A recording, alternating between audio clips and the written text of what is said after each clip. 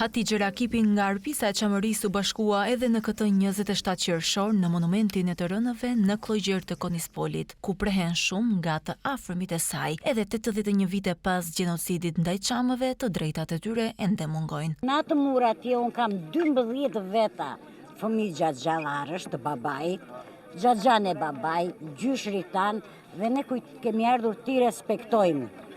Dhe kemi ardhur edhe për të kërkuar të drejtat tona të mohuara gjithkohën dhe për të kërkuar të drejtat e atyre njerëzve që ne na prehen në për rrugët e botës, që na janë hedhur kockat në për kanalet të këtyre vendeve këtej. Dhe ne nuk dim ku të vemi t'i qajmë dhe mblidhemi këtu për t'i kujtuar njerëzit tanë. Ndërsa kujton masakrat e urdhëruara nga Napoleon Serva, 90 vjeçari Fadil Nuriu nga Parathimia, që aktualisht jeton në Shtetet e Bashkuara të Amerikës, tregon se si gjeti strehim për vite të tëra në Shqipëri në familjen Hajdari. Erdhëm në Shqipëri, netëm ke njerëz të këtij miku tim, që ja 10-15 vjet ato rrita se nana më digje dhe ne ngelëm 2 vëzër jetim. Deputeti më i ri në Parlamentin e Shqipërisë, Ardit Bido, tha se kjo ndodhi e errët në historinë tonë nuk duhet të harrohet. Në përkujtim të gjithë viktimave të genocidit të ushtruar nga forcat rezerviste ndaj shqiptarëve të Çamërisë.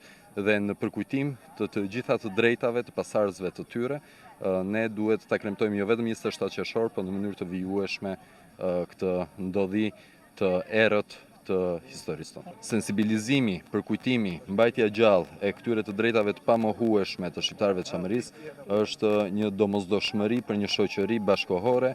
Ish-deputeti Dashamir Tahiri thot se çështja çame mund të zgjidhet vetëm në mënyrë diplomatike. Është çështje që do një zgjidhje diplomatike.